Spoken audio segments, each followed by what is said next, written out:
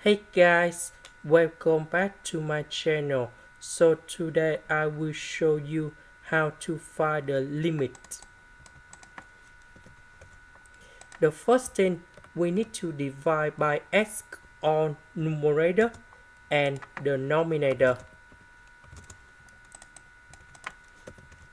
So this one we have number 8, and now x go inside the square root and we have like this, and that is about s squared, because the square root of s squared you got s.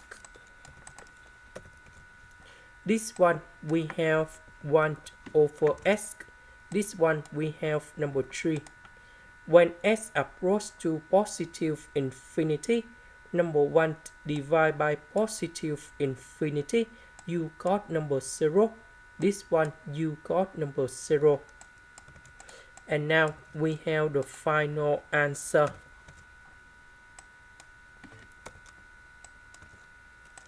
And that is about the square root of number 3 over number 8.